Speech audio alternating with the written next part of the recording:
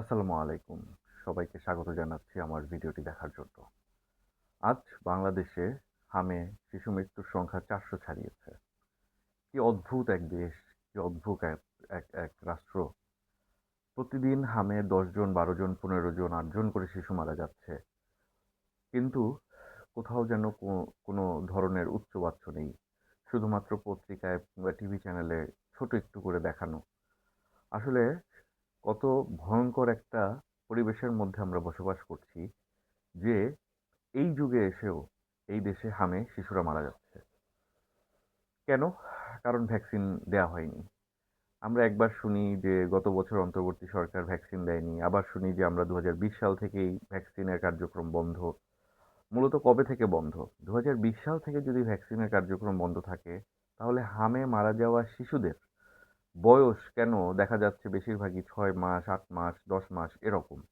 যদি ২০ সাল থেকেই বন্ধ থাকে তাহলে তো ২, ৩, ৪ বছরের শিশুদেরও হামে মারা যাওয়ার কথা। আর ২০২০ সাল থেকে যদি ভ্যাকসিনের কার্যক্রম বন্ধ থেকে থাকে হামের, তাহলে এটা নিয়ে গত বছর যখন অন্তর্বর্তী সরকার ক্ষমতায় ছিল, তারা কেন কোনো কথা বলেনি? তারা কেন বলেনি যে ২০২০ সাল থেকে এর কার্যক্রম বন্ধ? ব্যাপারটা আসলে আমাদের কাছে খুব একটা গ্রহণযোগ্য মনে হচ্ছে কিনা, এটা সবার কাছে একটা প্রশ্ন থেকেই যাচ্ছে। কিন্তু মূল কথা হচ্ছে, যেদিন থেকেই ভ্যাকসিন বন্ধ থাকুক, যারাই এর জন্য দায়ী হোক, তাদের কি শাস্তির আওতায় আনা হয়েছে কিনা বা আনার কোনো সম্ভাবনা আছে কিনা? আমাদের কিন্তু অতীত অভিজ্ঞতা রাষ্ট্রের জনগণ হিসেবে খুব একটা ভালো না।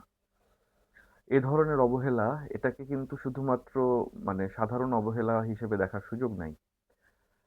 এতগুলো শিশুর প্রাণ ঝরে গেল, ৪০০ শিশু মারা গেল এখন পর্যন্ত হামে। আরো কতদিন কি হবে আমরা জানি না। সামনে ঈদ, মানুষ বাড়ি যাবে, আরো কত ছড়াবে, এটা একটা সংক্রামক রোগ। একজন হামের রোগী থেকে ১৮ থেকে ২০ জন পর্যন্ত হাম ছড়াতে পারে। তো সরকার এ ব্যাপারে কি ব্যবস্থা নিচ্ছে বা নিয়েছে, এই ব্যাপারটা আসলে সরকারের খোলাসা করা দরকার। এবং আমি মনে করি সরকারের এখন সবচেয়ে বড় প্রায়োরিটি হওয়া দরকার যে হামের যে প্রাদুর্ভাবটা এটা বন্ধ করা। সেই দিকে সবচেয়ে বেশি মনোযোগী হওয়া দরকার। প্রয়োজনে স্কুল বন্ধ দেওয়া প্রয়োজন। প্রয়োজনে হচ্ছে সোশ্যাল গ্যাদারিং এ কিছু রেস্ট্রিকশন আনা প্রয়োজন। কিন্তু যেভাবেই হোক এটা বন্ধ করতে হবে। ভ্যাকসিন যেভাবেই হোক আনতে হবে। ভ্যাকসিন যেভাবেই হোক দিতে হবে। যাতে করে হাম আক্রান্ত আর কোনো শিশু না হয়, আর কোনো শিশুর মৃত্যু না হয়। যে পরিবারগুলো শিশু হারিয়েছে তাদের আর্তনাদ কি সরকার দেখছে না? তাদের আর্তনাদ অত্যন্ত ভয়াবহ। এই বয়সের একটা বাচ্চা যারা অসুস্থ আছে, যে বাচ্চাগুলো অসুস্থ আছে, হাসপাতালের বেডে কাতরাচ্ছে, তাদের বাবা-মা কিভাবে জীবনযাপন করছে? তো এই বিষয়গুলো অতি দ্রুত সবচেয়ে বেশি গুরুত্ব দিয়ে দেখা প্রয়োজন বলে আমি মনে করতেছি।